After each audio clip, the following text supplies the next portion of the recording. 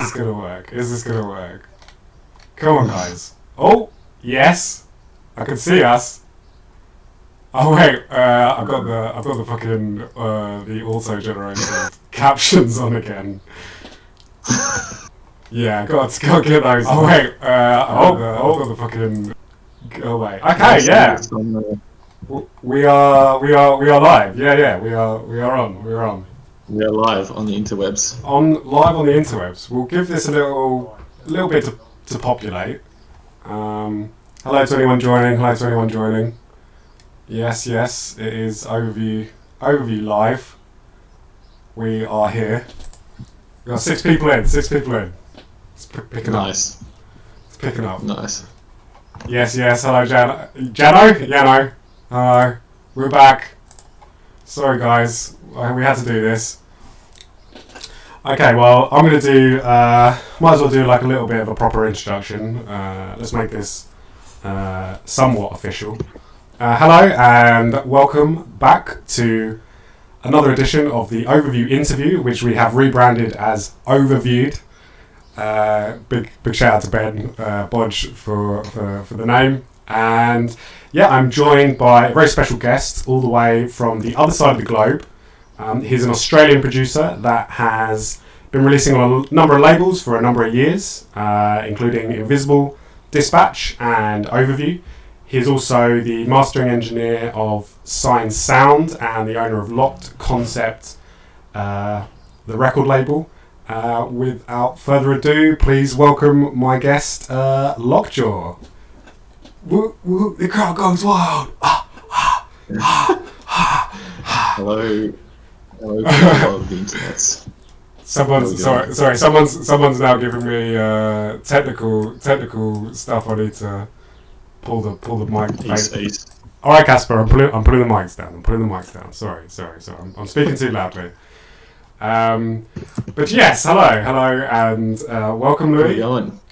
How you going? How you going? Everything well in the world of Lockjaw at the moment? Everything is relatively well. Yes, the wheels are still on. They're still turning. Yeah, I think things are still working. Things are still working. How are you? Yeah, no, man, I'm good. Just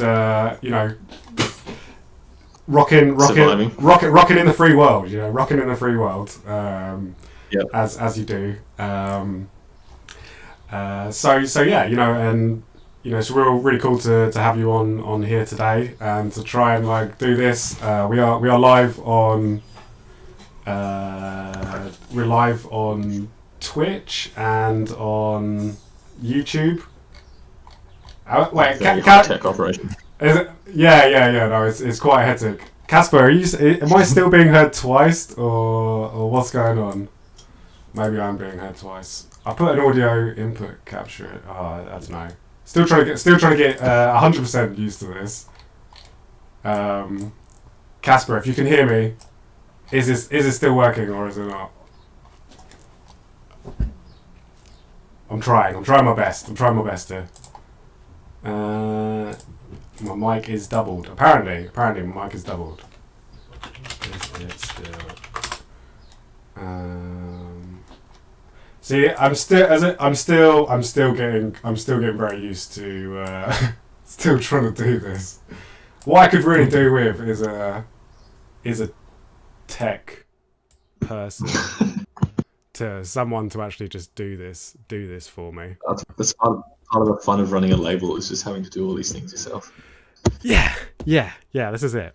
Well, I tell you what, maybe that'll be a good first question to go into. As you run Locked Concept for people that do know, could you tell us a little bit about that and how did that come about and how long have you been going with Locked Concept now?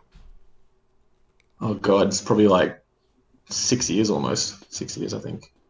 Wow. So, yeah, we're not the most prolific label. We don't put out that much stuff relative to other labels, but we have continually been doing things for a long time. But I think I say we because it's myself and my friend Lewis, also known as Tellus. He makes drum and bass as well. Big up.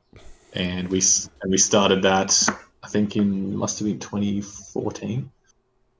and I think that was when I don't think Lewis had started producing yet, and I was still producing quite a lot, and I was like, I was signing my music to these labels, and then I was thinking like, why, like, there's labels I want to get to, there's labels I want to be on, but also why do I have to be so beholden to some of these labels? Like, why don't we just start like our own thing and just do exactly what the hell we want? Because obviously every time you deal with a label, part of the thing is fitting what you're doing to them and what they want you to do and that sort of thing. So we were just like, a label is just like a abstract entity, really. It's just branding, in a sense. So we just started the label, and then we just started putting out. Actually, the first few releases, some of them weren't even drum and bass. It was kind of more like just obscure electronic stuff. But as the years have gone by, we've kind of narrowed our focus to more just regular drum and bass. But it's still stuff that we like. I don't like it. We only release stuff that we really like personally between Lewis and I. And I released my album on that. Released a remix album on that. I have a copy. I have a copy right here. Yes. We'll show it off. This is Lockjaw's first ever album. You have so many copies of it, huh? I've got to be fair, you did manage to get rid of most of them. I mean, a lot of work went into this. If anyone hasn't checked it out, please check out Lockjaw's album, Human Research. It was very. I always knew that if I was gonna put in the effort to do an album, I was gonna put it on my own label, because that was the only way it was gonna work. That's probably the biggest project that you've had for the label, right? Oh god, it was that. Yeah, it damn near like killed me, to be honest. Like, if you're gonna do an album and self-release it and produce it yourself, just be prepared. It's quite a lot of work, especially if you're doing it for the first time. You got a few grey hairs doing that one. Yeah. I mean, I'm sure if I did it again, it would be much easier, because now I know how to do lots of these things. But at the time, it was like the logistical, like writing the album itself was hard, but then like all the other stuff that goes into releasing it is just like, I feel like I should have like a degree after that or something. It's ridiculous. Well, I mean, I was kind of like obviously there with you, like seeing you doing it, and obviously like helping out on my end with a bit of the distribution in over here. And yeah, man, I mean, it was quite quite something to see the insides of that, and like you're saying, like to actually do it yourself, like do it yourself, the whole thing. And and again do the vinyl release as well. You didn't hold back throughout the whole process. And it was quite something. Well, I think like when we released it, like when it came out, I was like, the whole point of that whole project was to do everything like ourselves, because that's always what like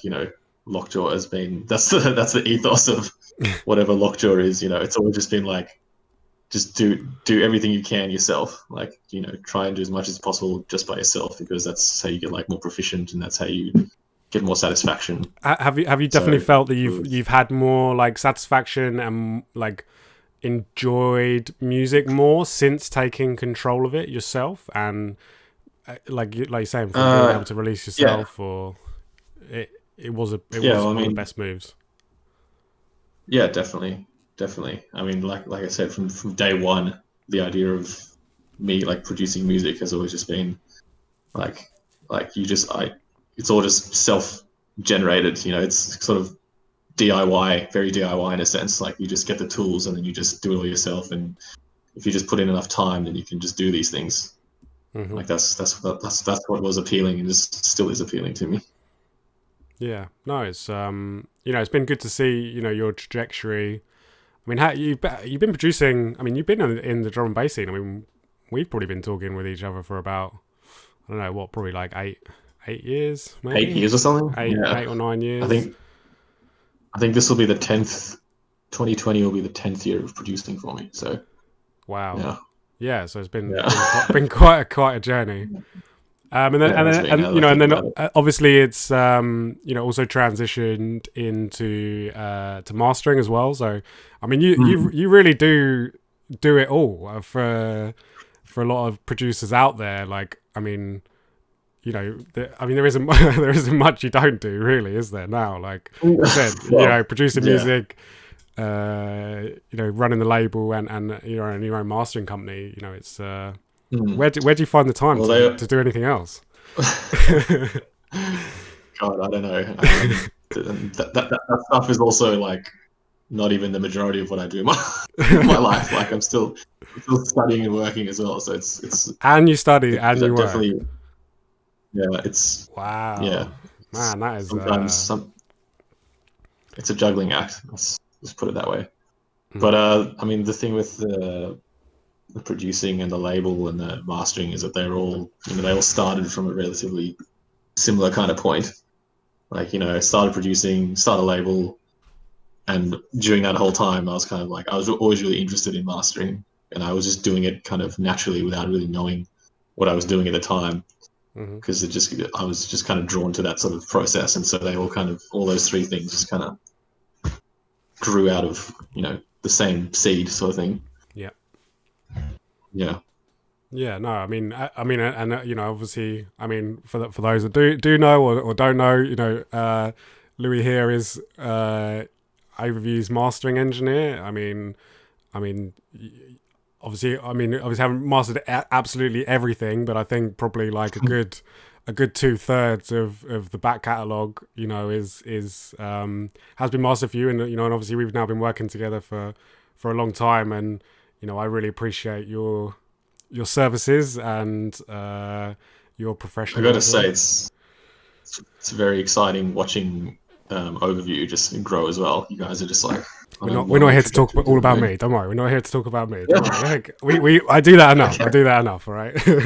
But no, thank you. No, Yeah. thank you. I mean, you've had a bit. You've been a big. Been a big part of obviously what we're doing, and I appreciate that. Mm. Who else do you work with? In as a mastering engineer, you got quite a few people on the books at the moment, haven't you? Yeah, like that. Yeah.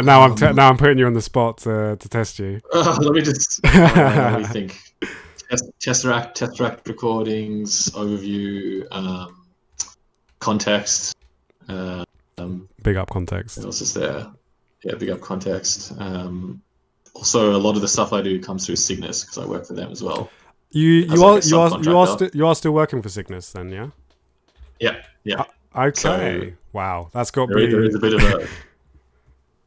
a bit of a delineation there because technically science sound mastering is not really like part of Cygnus, but I do work for them and do mastering for them as well. But Lost Recordings, Impact Music.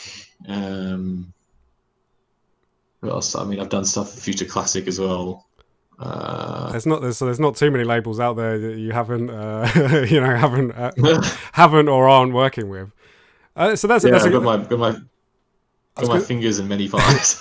That's the way you got to have it these days, So you've been working Yeah, for Cygnus for a while, and that's been going well. I'm yeah. sure they're giving you a Those lot of work, guys. right? Yeah, they do. They run a very professional and tight ship there. It's really good to work with them. As does Break works with them as well. It's very cool.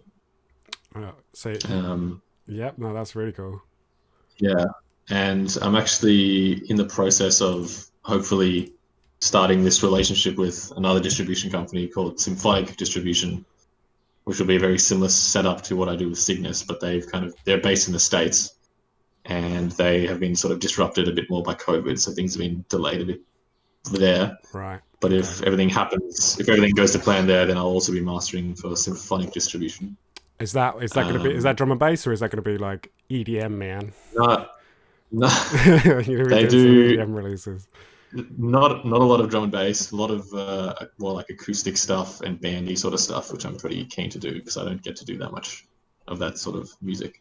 Yeah, But sure. that hasn't actually eventuated yet. But if it all comes to plan, then as it is planned to, then that should be good as well.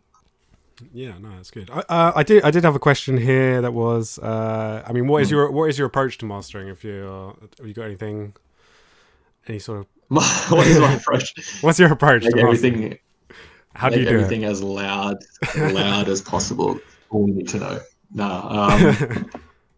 what is my approach? I don't know. Just do interpret what I think people need, and then apply my own skills through that. I don't know. I don't know. I don't know how to sum it up. Oh no, It's a very I broad- think it's a very broad I question. think that's a good answer. I I think like it. one of the things one of the things someone told me when I was at uni about mastering, they were like the main thing with mastering is that it's compromise. So you're always balancing, how things should be with what you can do based with what you have. So it's like, Mm, sometimes you'll get a pre-master or something and it'll be like you can hear how it's supposed to be in your head, but it's just not. You have to make compromises and be like, well, this is not going to happen how I want it because we just don't have it's not there. the Yeah, control yeah. to do this. Yeah. Mm-hmm. So, but that's not necessarily a bad thing. Like you want to. It's also a compromise between what I think is supposed to be good and what I think the producer thinks is supposed to be good. Mm-hmm. So sometimes you listen to things and you can tell that, all right, it's not all here, but I can tell that from listening to this guy thought that, okay, he wanted, say all this treble to be here, but he didn't do it quite right. So my job then is to like kind of compromise and continue his vision or whatever. So it's quite an existential mind game sometimes. Yeah, well, I think just being involved in the creative industries is usually quite an existential sort of thing. Have you got anything, any sort of particular releases that you've done, or any particular artist that you tend to sort of work with consistently, that you're either most proud of, or that you really enjoy working with them, other than overview, obviously. I really, I gotta say, every wings tune that I master is just like a dream because his mixes are always just super on point and they always just turn out like. Sometimes, like, you get a pre-master sometimes and you listen to it without any processing and it's just like completely uncompressed or whatever, and you already know that it's going to just turn out like amazing. So all his tunes seem to end up like that, which is good. And then all the stuff from Context Audio, I think those guys are like, every time they send me stuff, I'm like, where do you find these people? It's all these amazing tunes from producers I've never heard of, and they're just like these are really great melodic, kind of darker sort of drum and bass tunes in there. They're always fun to work with as well. Yeah, Ben's got a good habit of finding some interesting people. Yeah. Yeah. Let me just see if I can find a list maybe instead of just thinking off the top of my head. So I'm just also trying to do a bit of promoting as well, trying to get this shared out. If anyone does have any questions they would like to ask Lockjaw or myself, please feel free to drop it into the chat, and we'll do our best at trying to answer it. Also, please give us a share, give us a like, subscribe here, and all that.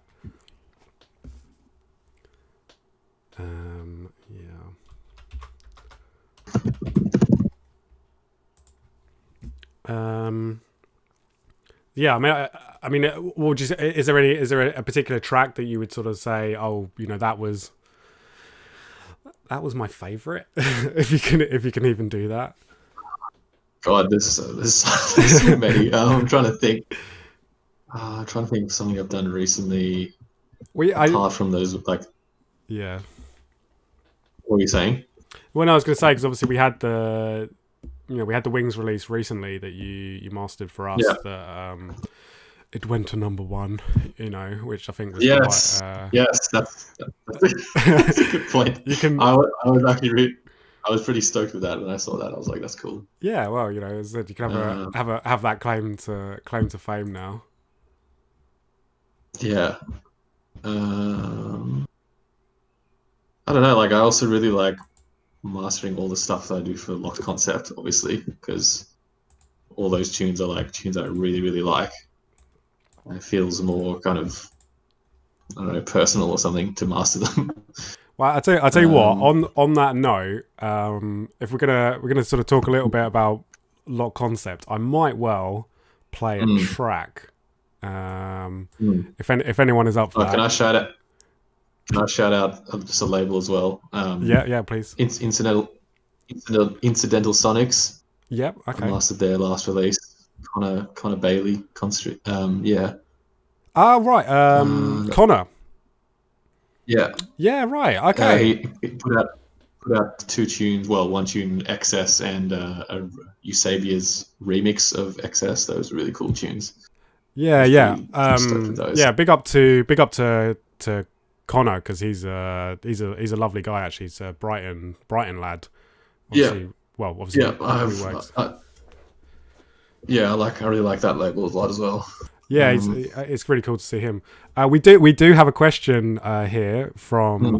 from T Dub, and he asks, um, it says becoming has becoming has less dynamic range than most drum and bass and other Lockjaw tracks.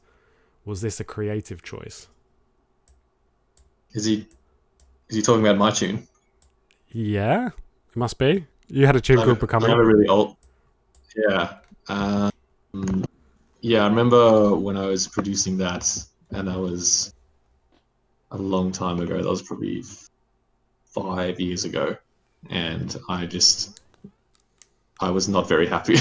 I couldn't get the mix right, and I remember just forcing it into the limiter heaps, and it didn't turn, like, the drums just sound really flat in it because they're just over compressed, and it's not a very expertly mixed track, I would say. But I did like the song itself. I just was Couldn't get the couldn't get it mix how how it you was wanted. supposed to be. Yeah. Fuck, I've got my browser is frozen, and I don't know if or not this has just gone down. Uh-oh. Uh-oh. Please don't say it has. Come on. Uh, Are we still live on yeah, it's still there. yeah? I'm playing it on my browser. And I just It looks like we are. I don't know. I'm just gonna leave it then. If I think it is actually fucking auto captioning stuff as well. the live video still seems like it's going, so my browser. Yeah. All right. Sorry. We are. My computer is just kind of like frozen a little bit on me, so I'm just gonna leave it. I'm just gonna leave it and hope for the best. Um, sorry guys. Sorry I'm guys. watching you looking at your phone on the video, so it looks fine. And we also have got the auto fucking captions on as well, which is looking ridiculous. They're not Excellent. picking up this accent. Oh come on, computer! Stop doing this to me. I could alt control delete it maybe. Oh no, that wasn't good, was it? This is the joys of having a really dodgy computer setup. Okay, look, we'll keep on going. We'll keep on going. I'll just ignore that. So yeah, sorry. Where were we? What were we talking about? What were we talking about? Answering that question, I think. Oh yeah, becoming having less dynamic range. Yeah. If that. Yeah. It was, yeah. Sometimes you just produce a tune and you just doesn't work. But yeah, the mix doesn't work. Okay. So I'm sorry. I'm really spinning out if this is actually working or not. Oh my I fucking. feel like it is. I feel like it is. I feel like it is. Sorry. This is just like still needing to get this all sorted. We're in the tip of the spear here. Well, I tell you what, look, I'm gonna try and save the day right now, and I'm gonna play a song, Nice. if that's all right. We're gonna play a recent Lock Concept release from Nemi. This was the last release, right? Data. Yeah. Okay. Yeah. Big up to Nemi. And yeah, we'll go into this one. Data.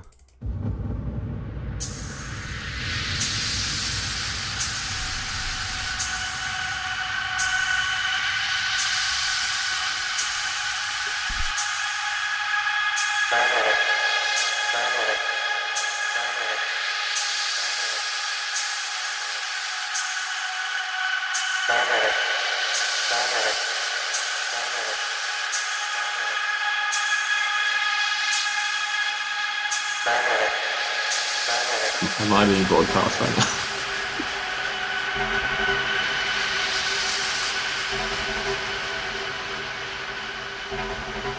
Eagle, you're looking great. Coming up 9 minutes.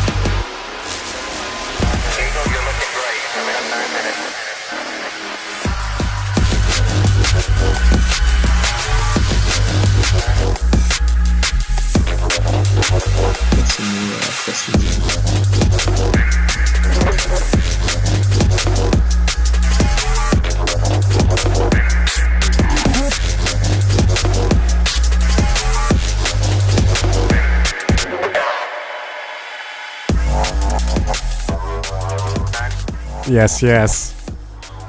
That is the sounds of Nemi Data. That's a big tune.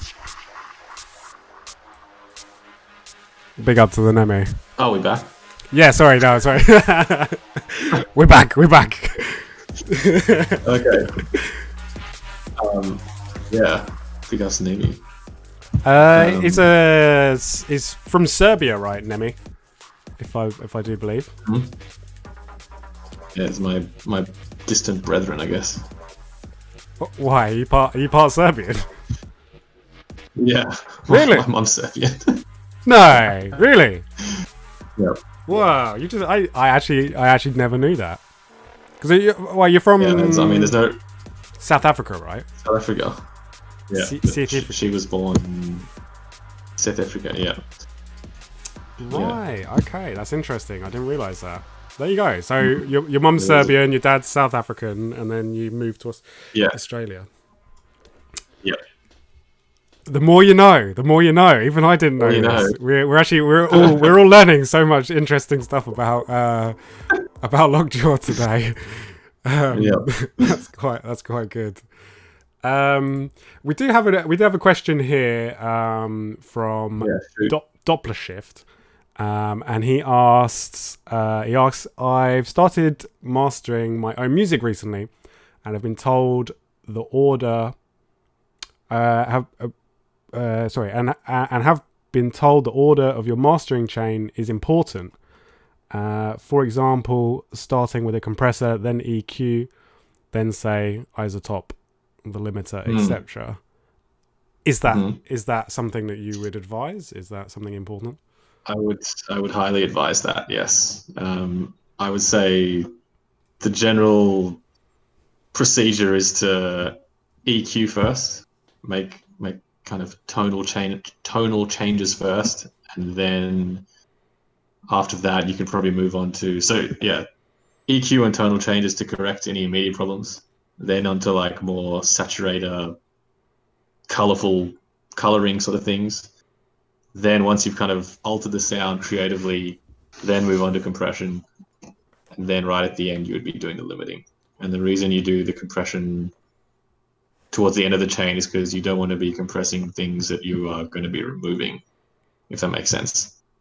So you like remove the things that you don't want and you add the things you do want, and then when it sounds good, then you start compressing. Because otherwise, you're just compressing stuff that you don't need to be there, which is going to affect the compressors and all that sort of thing. And then, of course, at the end, you limit it because that's what we all do. We all want loud music. There you go. Yeah. There you go. Right from the horse's mouth. I mean, I think that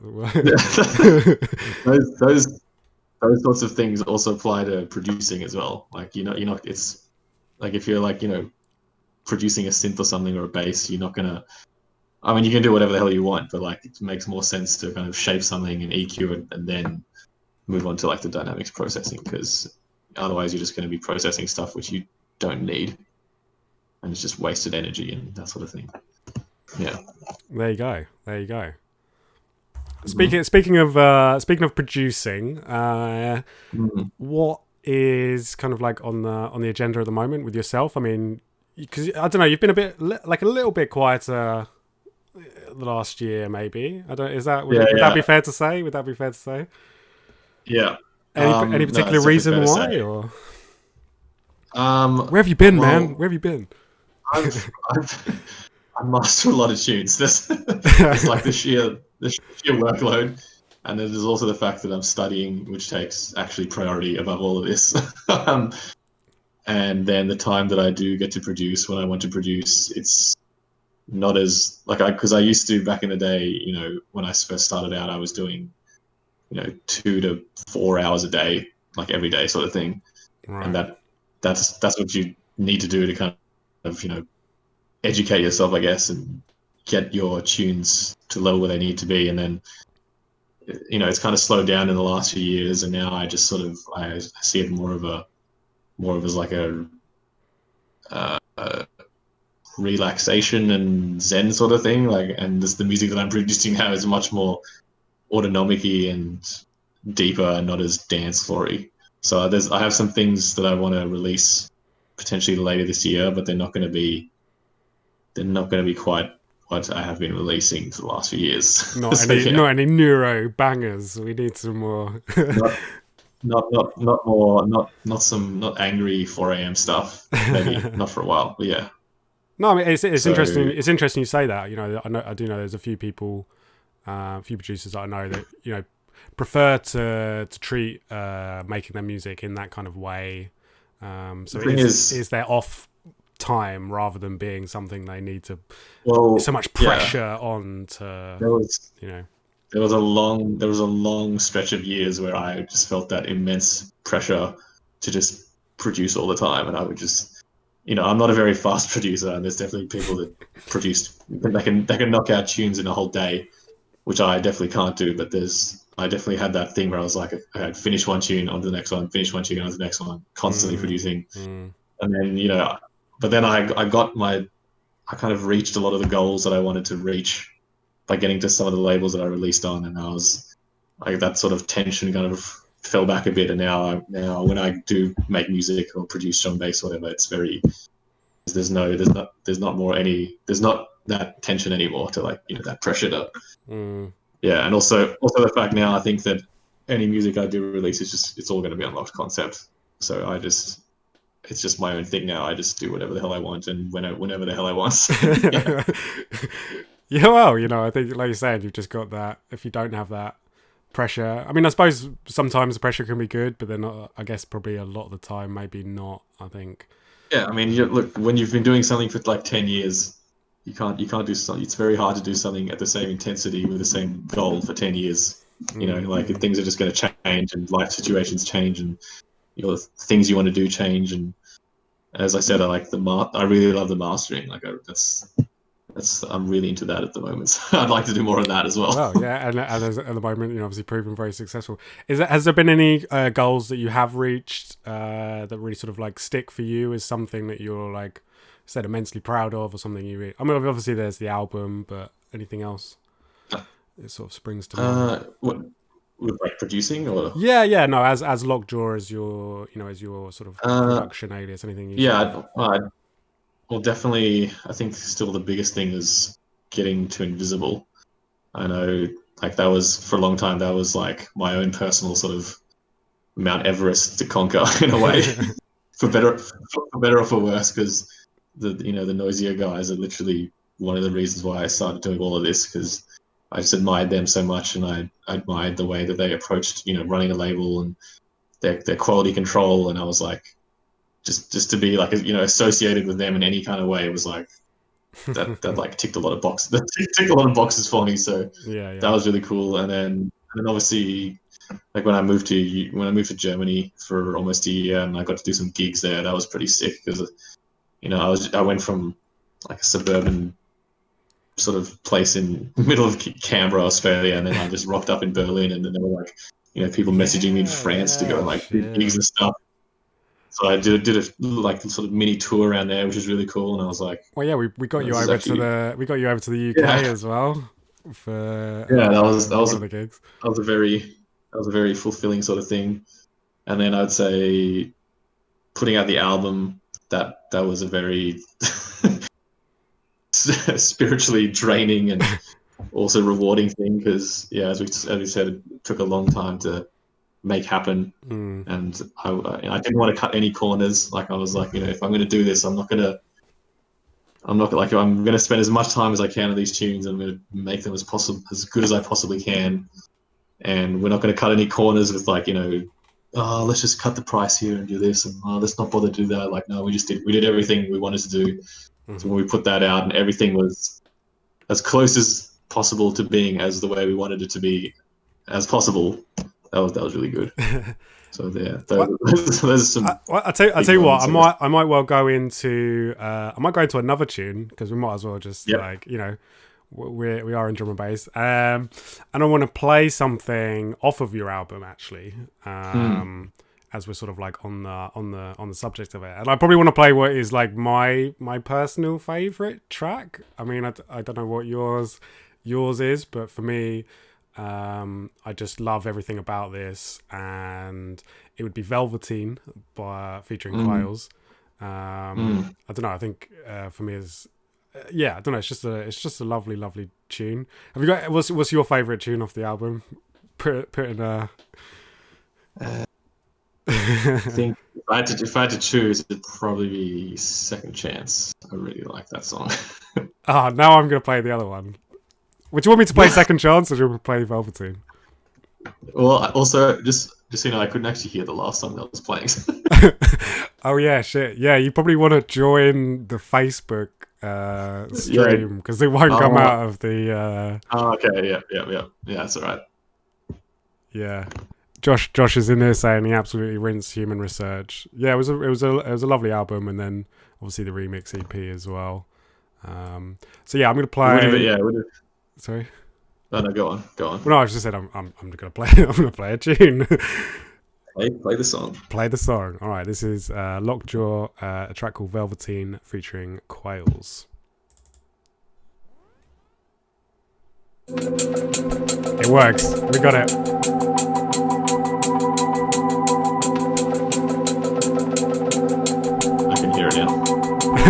Yes.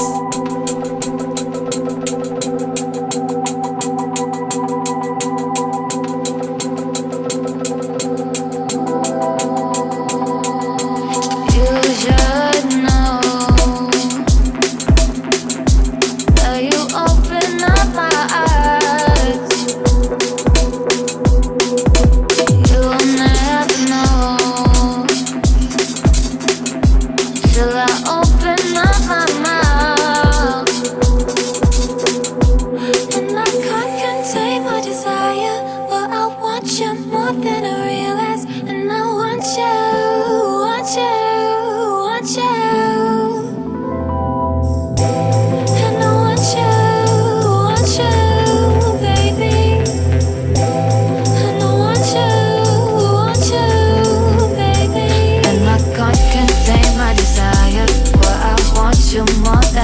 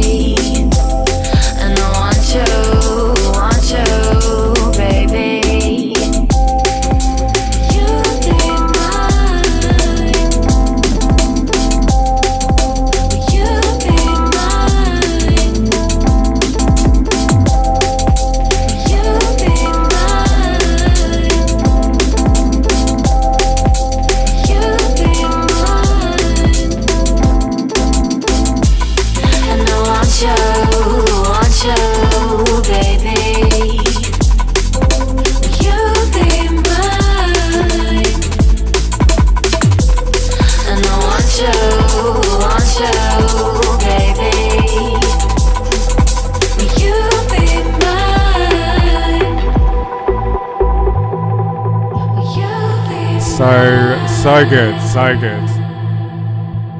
Amazing tune. I think the best thing about one of the nice things about that album is like when I don't listen to anything from it for like a long time and I listen to it again, I can almost hear it as if I didn't make it. And you're actually, you know what? That was actually quite a good tune.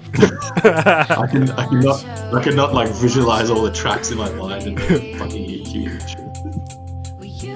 Well, I'll tell you what, Lou, should we go back? We'll go back in for the second drop for the people because I think it needs it. Yep.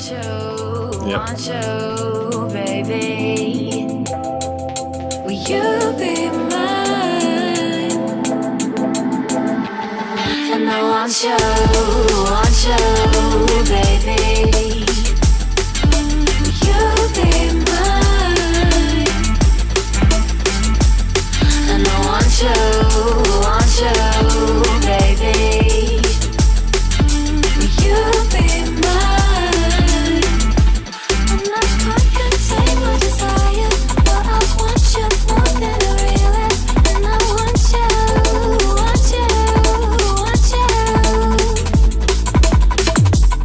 and I want you, baby. And I want you, baby. And I want you. And I want you. And I want you, baby. And I want you. Beautiful, just beautiful. Baby. And that was Velveteen by Lockjaw there on his debut album, Human Research. If you haven't bought it already, go buy it. Yeah, might as well plug it. I know it came out a little while ago. That was the first tune that I started for the album. I was like that. I started that tune with Amy, and then I was like, all right, I'm doing the album. Really? Yeah. That's interesting. Yeah. Wow, that's an amazing thing. So yeah. So you said you that was like something you were working on with her. You were like, because she's got a lovely voice. She's got yeah. And then that when that was like a work in progress, I was like, all right, let's just do the album. Let's just do it. Let's commit to it. Just do it. And I was like, this will be the first song. Well, not the first song, but it'll be the start of it. Right. That's I mean, great place to start. You know, I don't know. Just for me, I mean, as I said, for me, the album does hold something quite special for me because obviously I know it's your album, but you know, it's as I said for the sort of time and obviously like seeing your process through it, and I heard a lot of early drafts and then obviously like helping you out as well, and I helped source quite a lot of the remixes for the remix EP. Yeah. Because I remember it was the Music Squad boys, and I was just like, I remember we put it out to them, and then like they all jumped on it, like Grey Code, or the Corrupted. That was a good release as well. It would have been nice to put that on vinyl, but I think that would have just hospitalized me, so I just wasn't gonna. Yeah, vinyl's not cheap, and it was a drawn out process. Something else I did want to touch on, because I mean, obviously, I know that you're actually technically South African, but half Serbian, but you're from Australia, and obviously something that I mean, there's obviously been a bit of a connection for us, and yeah, I don't know if some people sort of know me and Louis here were involved in a project called the Australian Connection. I think that's 2017 now, I think. 16. No, it can't be. I think it might have started in 2016, and then we finally got the release, because I think it took about 2 years to actually come to fruition. But you know, you were for me a really important. I mean, probably the most important person to kind of kickstart that as a project, because obviously we had the involvement together when I was working for Lifestyle, and obviously you had been releasing there, and it was kind of like your involvement, and then seeing a couple of other producers around that kickstarted that as an idea. For anyone that doesn't know, some people probably do. There was the Australian Connection album that was released. You're saying 2016. I'm saying 2017. No, it was released 2017. Yeah, I know. Well, that was it. It took a couple of years to sort of do, and yeah, we did an album together in a lot of respects. I mean, you mastered the whole album, and you certainly helped with the kind of progression of it, should we say? And that was an album dedicated to Australia and the Australian sort of producers out there. We also then did a tour. that was sick. That was fun. that was a crazy one. T-Dub saying Cells banger. Yeah, that was Louis' contribution to the album was the track Cells, which then we got Clax to remix it as well, which was also fucking sick.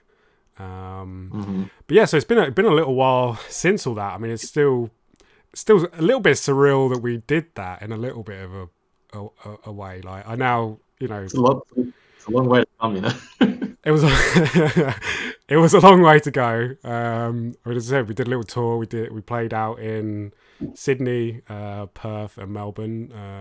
Big up to all the guys that helped us put that together, and it was a very, very special thing that we sort of did. And I mean, technically, you headlined all the shows as well, and that was you did. Your name was on the top. Your name was on the top. I remember what the funniest thing was, because I think you had like the gigs were like every weekend, and you were here for like 3 weeks or something. So I would go to work at my casual job, and then on like Friday night, and then Saturday I flew to Perth and I did a gig, and I flew back, and then like went back to work on Monday, and then the next weekend I went to like Melbourne or something to play a gig, and I was just like living this strange dual life of like working in a casual job and then just flying all over the country to these gigs. Real superstar stuff, and then there's me, sitting on a beach or sitting in a bar like for the 3 weeks while you're slaving away. Like, do you have any any sort of memories from that really sort of like stick out for you from that whole sort of like experience and project? Yeah, I'm trying to remember which city. I think it was we played in Fremantle. In Freo. Is that right? Freo, yeah. I think we played. Yeah. With Ewol and all the Dauntless and stuff, and all the boys. I remember just all of us being holed up in that like hostel, and that was just kind of fun. Like walking around Fremantle, just being like, "What the fuck am I doing here?" yeah, we did get put into that hostel. It was it was sick. Yeah, it was that was a bit of a crazy place, and I think that was probably like the biggest show that we did. For the tour, big up to Terence and Philip and the Good Karma lot, because they helped put that on, and yeah, we had like everyone, because I remember because the album had like a lot of the producers were Perth based. I think there was like at least 4 or 5 from Perth specifically, and then obviously that all came together. But yeah, no, I mean, as I said, like been quite incredible that. As I said, kind of feels a little bit like a dream. Did kind of like that did happen. And obviously, a lot of things have happened sort of since then. But how are you feeling about like the Australia sort of like scene and like drum and bass or music in general? I mean, how have things sort of changed? Do you think since then for better, for worse? I mean, what's your update me what's going on, because I haven't been so involved obviously since then. I mean, the last few years you might know, but Sydney's nightlife has been gutted basically. Like Sydney doesn't really have a nightlife anymore because of all these lockout laws and lockdown laws, and that's like not even including the current COVID stuff, which means nothing's happening. So because I think when we went out there, it had just been starting. Like, they'd been starting to introduce it, and they had some. If no one's ever been to Sydney, they got weird laws. So you have to. No, you can't go into a venue past 12 o'clock, right? But once you're in there, it's like, you can't leave or something like that. Like, no, it's like they did this thing where like you can go in at any time, but then if you leave past a certain hour, then that's it. Like you can't get back in. And it was like it was something ridiculous, like midnight or 1 a.m. or something. I think So I it's just think like, it's midnight. I'm pretty sure it was midnight when we went there. anyway, it completely decimated the Sydney's nightlife. So like nothing that it's literally just gone downhill there. But Canberra, where I live, is kind of a bit too small to have any sort of, people often bypass it when they're touring and stuff, which is unfortunate. But Melbourne's pretty good. Melbourne's a bit more lively. Drum and bass wise, I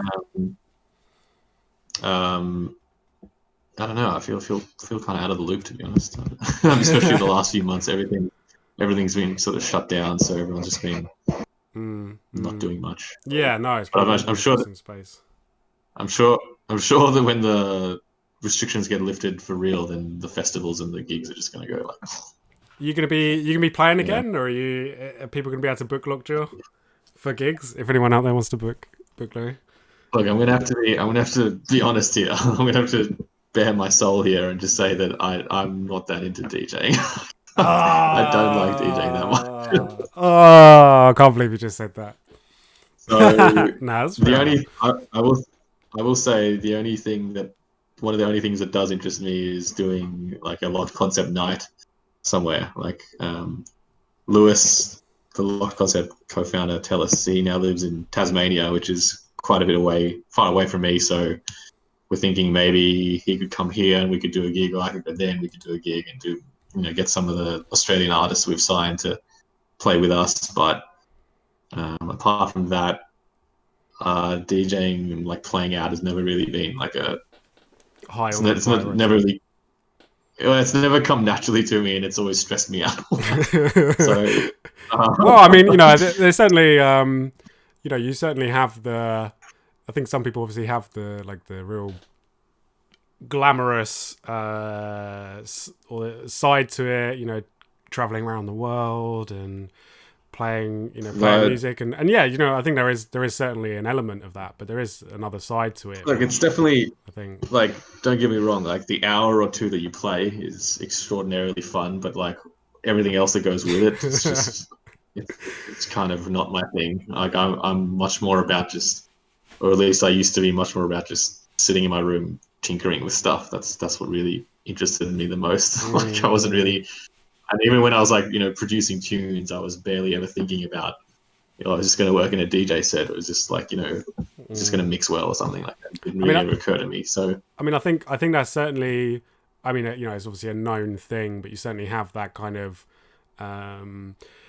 producers at least coming at it from, do they start off as producers and go at it from that angle, or do they start as DJs and then move into producing? And I think there's definitely a big difference, and obviously DJing is not, for some people is not always there sort of the first this is actually kind of a funny story as well, because Lockjaw was actually two people to start with. It was a mate of mine, and I did not know this either. Yeah.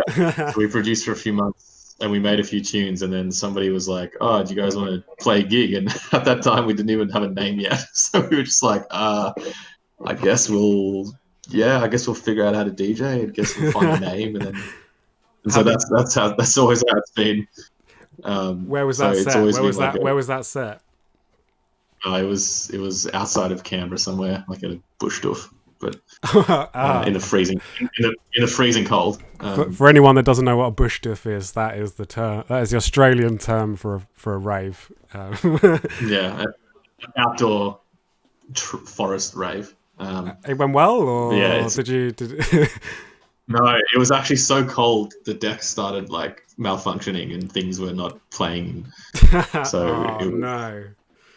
Maybe I've been traumatized from the beginning. I don't know, but it's always been producing first and then playing out like a far second, unfortunately. Yeah, no, I mean that's that's fair enough. As I said, it's not always And I look at some of these other producers who are just like, they just make their living touring, and playing gigs. And the thing is, you know, it's predicated on always releasing stuff as well, which is very stressful. So, you know, booking agencies will be like, oh, you know, like, what do you have coming out? Oh, you know, don't have much coming out, so don't know if we can really get you any gigs. And then it's like, well, now I have to produce stuff, and it's just this stressful, like, I think like economy of big, you know, that thing of that kind of like fickle world, you know, and that kind of, you know, needing to keep up appearances, and you know, it can turn just like that, like you're saying, if you don't put out something within a few weeks or months, you know, you're all of a sudden not the flavor of the month maybe, and will struggle to get. And it turns into like a chore then, which is like, if there's any producers listening, if you want a surefire way to just ruin your music and suck the soul out of everything, it's like, be pressured to make tunes for labels and booking agencies, because then you will just make garbage. I think it's a. I think you've got to have a fine balance for that, because obviously coming from a perspective of a record label, like I wouldn't. Yeah. You know, I think it's that thing of like, there was an interesting interview actually with, I don't know if you've seen Alex Perez. He did an interview on the Must Make podcast, where he's talking about it and talking about that thing of like making music for yourself or making music for other people, which is gonna get the gigs. And you know, I think it's, you know, it's that, you know, it's a bit of a cliche, but it's a bit of that balancing act, you know, of of being able to, you know that you need to make the bangers that is maybe a bit less creative or deep and just for the dance floor, compared to, you know, obviously making stuff that has a lot more meaning. And so I think it is about finding that balance. I didn't necessarily. Don't put everyone off.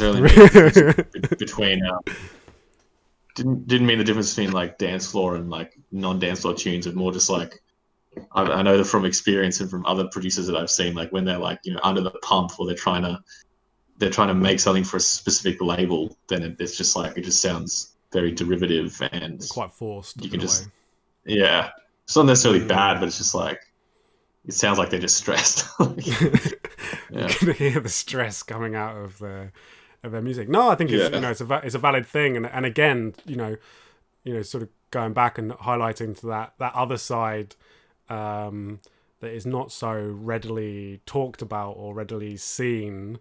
You know, it's kind of, you know, people in the know about it, but it's not something you sort of like show off on social media or whatever. But yeah, you know, I guess the other thing which I don't really think about often is like, maybe, I mean, there would definitely be producers in drum and bass who like approach it as like, you know, a career as opposed to like a hobby. And maybe then your view would be completely different. Whereas my view the entire time that I've been doing this sort of stuff is just as a hobby. I've never like sat down and be like, all right, I gotta, you know, this is like a job. It's always just been like things that I just want to do. So maybe I'm sure there are people who function much better when they're like, all right, this is my career or this is my job or something, and then they just different strokes for different folks, I guess. And exactly. Yeah, no. Well, look, man. I think we're just about approaching the 1 hour mark, and we are. I feel like you have been well and truly overviewed. I mean, before we go, I think we can, like, you know, just about, you know, wrap this up. We'll play one more tune as well. Is there anything you want to say? Anybody you want to big up? Or gonna again put you on the spot? Big ups, of course, you, Pete, for doing all this, giving me the opportunity. Overview, of course, number one label in drum and bass right now. I'll take that. And listened and paid attention and been interested over the years, I guess, and who are still interested. And yeah. So yeah, no, that's nice. You can go check out your soundcloud.com/Lockjaw DMB, I'm gonna guess. DMB, yeah. And also make sure you check out Lock Concept. That is soundcloud.com/Lock Concept, I'm hoping. And as well, for anyone that would like any mastering services, I genuinely, and this isn't just like an advert, I couldn't rate this man here highly enough. I've been working with him for, as I said, a number of years now. Very, very professional. You don't muck around. I'll tell you the other great thing as well is that because of the time difference, I know that we have a bit of a habit where I will send a master or a pre-master to Louis just before I go to bed, and it's like a present. It appears in the morning, and you've got a nicely freshly toasted master waiting for you in the morning, which I'm not gonna lie is a great thing. So yeah, man, no, thank you. I'm living in the future. Yes, yeah, you're living in the future, so it has its benefits. It does have its benefits. But yeah, honestly, couldn't rate him highly enough. So make sure you check out. Yeah, go to sinesoundmastering.com or email me at info@sinesoundmastering.com. Brap. All right, so yeah. I'm gonna finish on one more tune because we actually have a Lockjaw track about to be released. This is forthcoming on our next release, which is Overview Part 1 remixed, and yeah, it's going to be out on the 3rd of July.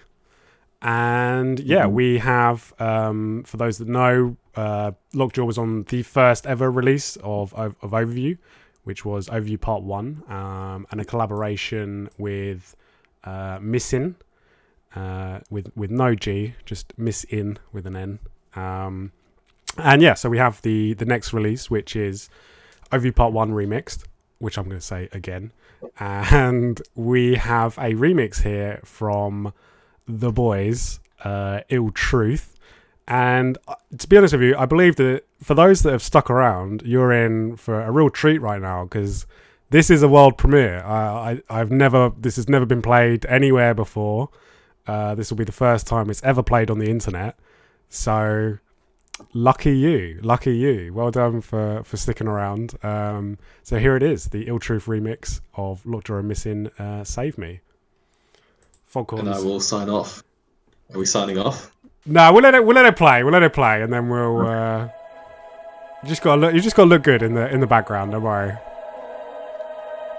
We'll say a little goodbye at the end, and then we'll do it.